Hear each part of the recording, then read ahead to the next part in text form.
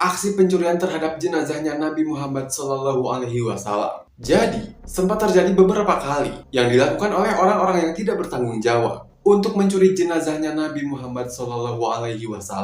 Jujur gue pernah dengar waktu kecil akan aksi pencurian jenazahnya Rasulullah SAW ini. Namun gue baru tahu ternyata setelah gue baca-baca artikel, ternyata ada 5 kasus tentang aksi pencurian jenazahnya Rasulullah SAW ini. Namun yang akan kita bahas hari ini, aksi pencurian jenazah Rasulullah yang lumayan populer pada saat itu. Dan pastinya aksi pencurian ini banyak dinukilkan di buku-buku sejarah. Dilansir dari artikel Republika, kasus pencurian jenazah Rasulullah SAW ini terjadi di masa kepemimpinan Suriah yang pada saat itu dipimpin oleh Sultan Nuruddin Mahmud Zanki. Nah, Sultan Nuruddin Mahmud Zanki ini merupakan pemimpin umat Islam di Suriah yang berkuasa dari tahun 1146 Masehi hingga 1174 Masehi. Dan beliau merupakan pemimpin yang lurus, tegas, adil, bijaksana, dan sederhana, guys. Beliau juga dikenal sebagai pahlawan Islam yang berhasil menghancurkan tentara salib dalam Perang Salib I. Nah, aksi pencurian jenazah Rasulullah SAW ini terjadi sekitar tahun 1168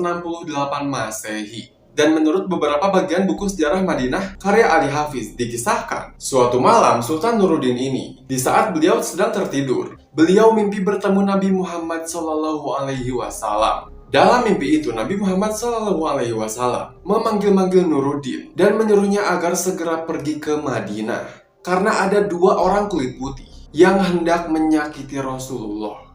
Nah, bermimpi seperti itu, Sultan Nuruddin pun tersentak dan terbangun dari tidurnya karena betapa jelasnya kata-kata Nabi Muhammad SAW di dalam mimpinya itu. Setelah itu, Sultan Nuruddin pun langsung mengambil air wudhu dan melakukan sholat beberapa rakaat. Dan setelah itu beliau pun langsung tidur kembali. Nah, dalam tidurnya yang kedua ini, Sultan Nuruddin pun mendapatkan mimpi yang sama seperti mimpi sebelumnya, yakni ia mimpi bertemu Rasulullah SAW kembali. Dan di mimpinya itu Rasulullah kembali mengucapkan kata-kata yang sama seperti di mimpi sebelumnya gitu, yakni ada 2 orang kulit putih yang ingin menyakiti Rasulullah. Dan bahkan di mimpi yang kedua ini itu lebih jelas lagi Rasulullah berkata seperti itu, guys. Dan bahkan Sultan Nuruddin ia mengalami mimpi yang sama bertemu Rasulullah SAW ini sebanyak 3 kali dengan pengucapan yang sama, guys. Nah, di keesokan harinya, Sultan Nuruddin pun menyampaikan mimpi tersebut ke seorang menteri yang berwawasan luas, alim, dan rendah hati yang bernama Jamaluddin Al-Muwassali. Nah, setelah mendengar ceritanya Sultan Nuruddin, di situ Jamaluddin pun menyarankan agar Sultan Nuruddin tidak menceritakan mimpinya itu kepada siapapun. Dan setelah itu, beberapa waktu kemudian, Sultan Nuruddin pun pergi ke Madinah dengan membawa 1000 pasukan kuda terbaik dan harta yang banyak, guys. Dan dibutuhkan waktu selama 16 hari bagi Sultan Nuruddin dan pasukannya dari Syam Suriah ke Madinah. Nah, setelah sampai di Madinah, Sultan Nuruddin pun segera melakukan salat di Raudhah. Dan setelah itu beliau pun langsung menziarahi makam Rasulullah SAW. Setelah itu beliau pun langsung memerintahkan penduduk Madinah supaya mereka berkumpul. Bukan cuma penduduk Madinah, orang-orang yang berkunjung ke Madinah, mereka juga diperintahkan untuk berkumpul, guys. Untuk apa? Untuk membagikan hadiah. Seperti yang aku bilang tadi bahwa Sultan Nuruddin ini kan membawa banyak banget harta gitu. Beliau melakukan semua ini dengan harapan agar beliau bertemu dengan 2 orang kulit putih yang dikatakan Rasulullah SAW di dalam mimpinya. Namun sayangnya pada saat itu Sultan Nuruddin ia tidak bertemu dengan 2 orang kulit putih tersebut.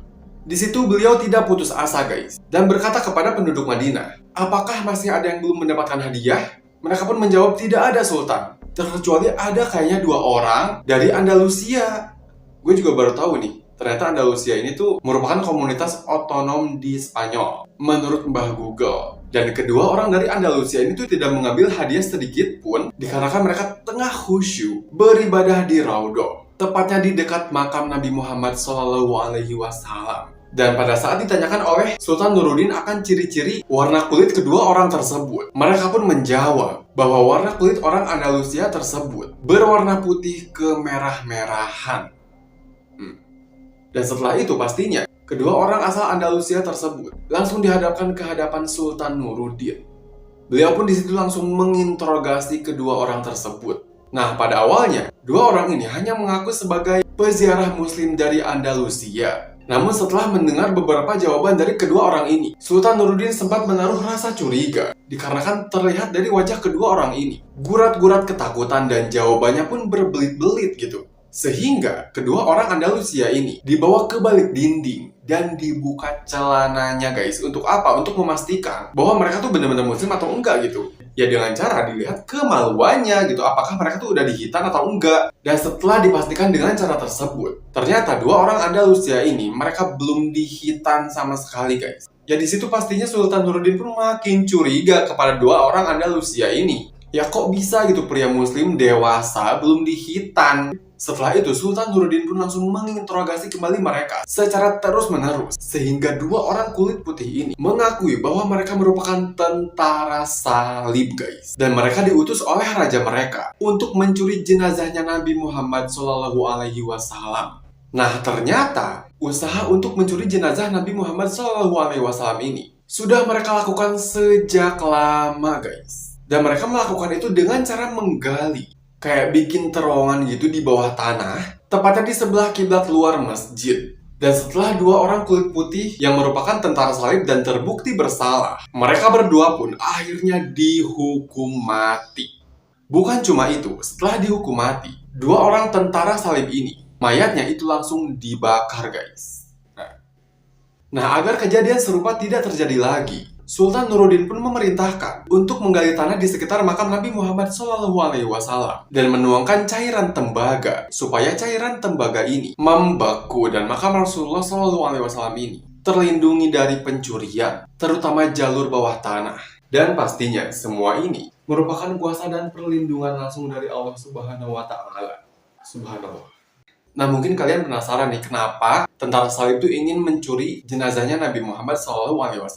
Ya, jawabannya adalah seperti yang kita tahu. Nabi Muhammad SAW merupakan simbol agung dan tokoh penting bagi umat Islam dan semua yang ada pada Rasulullah SAW. Memiliki nilai yang tidak terhingga. Maka seandainya mereka mampu mencurinya, itu adalah hal yang luar biasa dan menjadi kebanggaan tersendiri. Nauzubillah min dzalik. Ini kata mereka, ada-ada aja ya.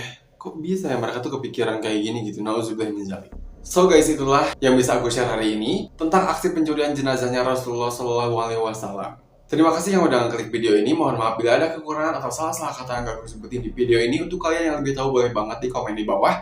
Dan makasih yang udah ngeklik video ini, komen di bawah untuk ide-ide video berikutnya. Jangan lupa subscribe channel ini, nyalain juga notifikasinya supaya kalian tahu bahwa aku upload video baru. And see you guys. Assalamualaikum warahmatullahi wabarakatuh.